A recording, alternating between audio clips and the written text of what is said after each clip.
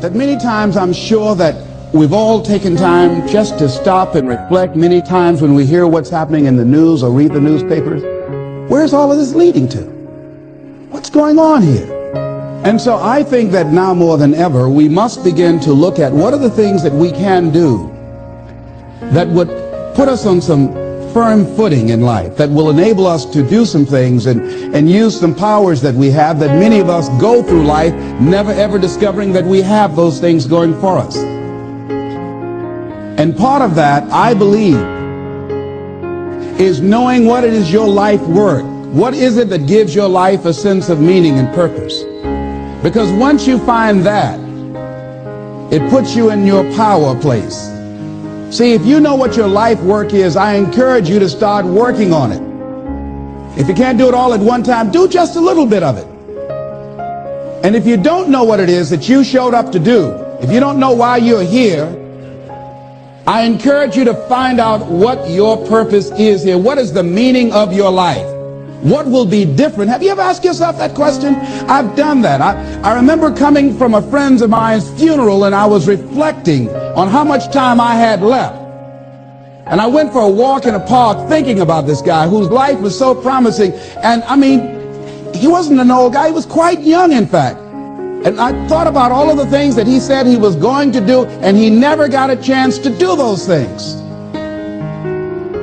And I started thinking about my own life and how much time I had left to do the things that I would like to do. And at that time, I wasn't sure what my life purpose was, what my life's work was.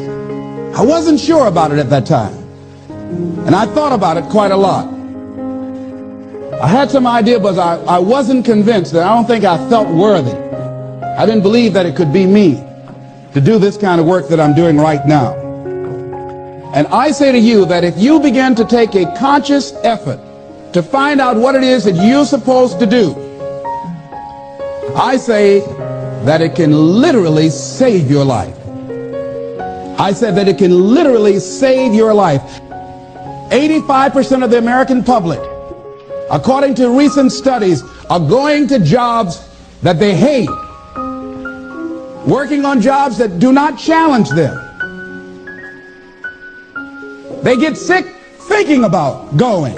Because, see, when you go to a job and you already know how far you can go, you can already see that proverbial glass ceiling.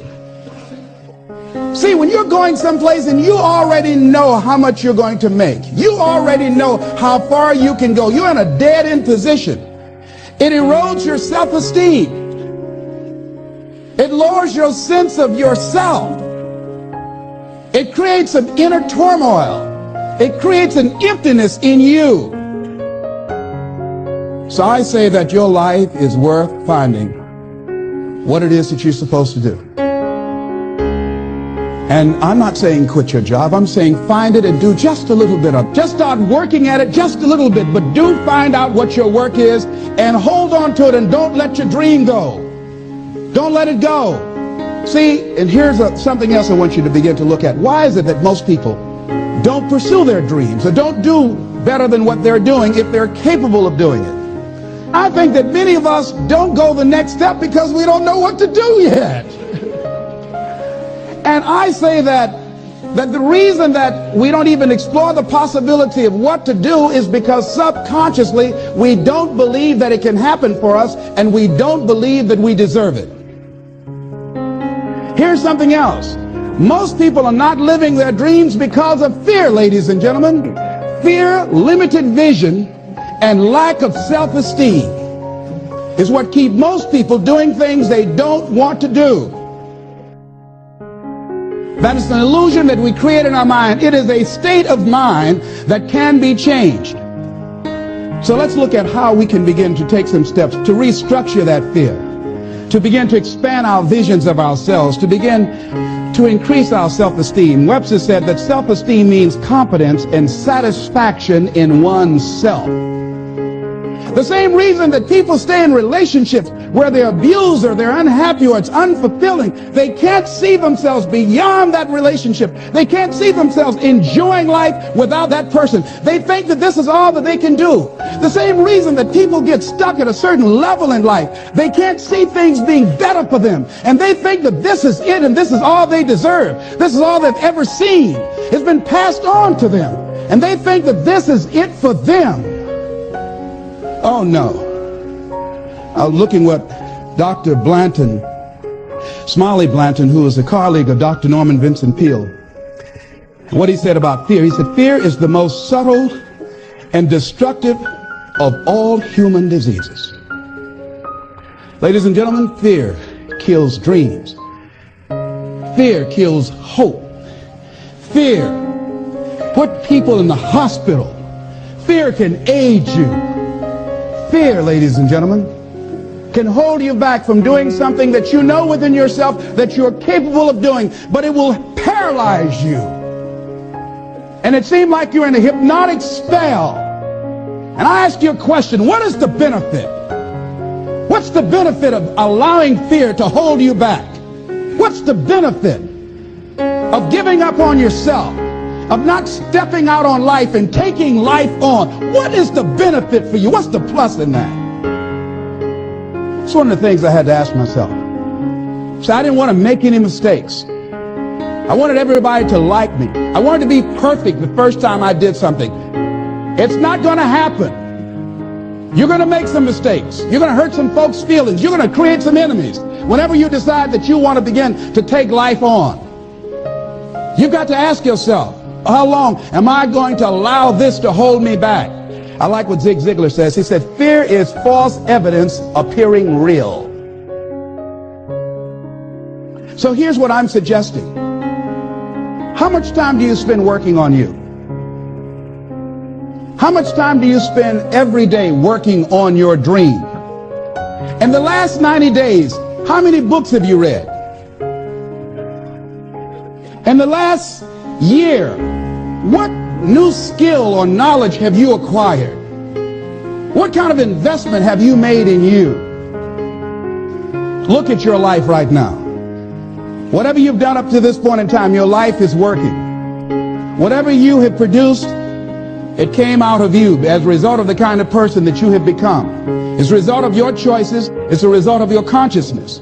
Now you have to ask yourself, are you satisfied with what you have produced? Is this what you want? Would you like for things to be better than this? Do you believe that you deserve better than this? Or are you content? This is it. You don't have to do anything else. That you already resign yourself in life and say, well, I'm happy. I'm not starving like the people in Calcutta. So I'm saying that as you begin to look at where you want to go, if you want to make it today, and things are changing so fast, you have to literally run to stand still. I'm saying that you've got to make some conscious effort to begin to work to develop you. Are you allowing yourself to get off the hook like that? Or do you believe somewhere in the back of your mind or in your heart that there's some other great work for you to do?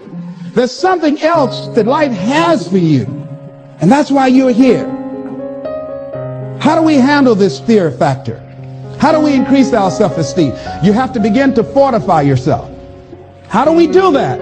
I believe that you have to begin to consciously monitor your inner conversation and start talking to yourself. Start building yourself up. Sometimes the only good things you will hear about you are the things that you say to you. So I'm saying learn to be your own booster. Start building yourself up. Start encouraging yourself. Start saying, I can do this. I can make this happen. When I started thinking about becoming a speaker, I said, yes, I can do this.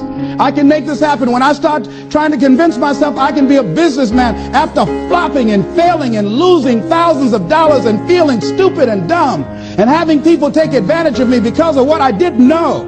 I had to talk to myself because people were saying to me that I was dumb. And somewhere in the back of my mind, I was saying, you're right. Look at what I've done. I had to say, no, Les. Hey, come on, man. Get yourself together. You can handle this. You just haven't figured it out yet. It's all right. This is your training period. This is the tuition you have to pay for what you don't know. You can do this. Other people have done it. It doesn't take an Einstein.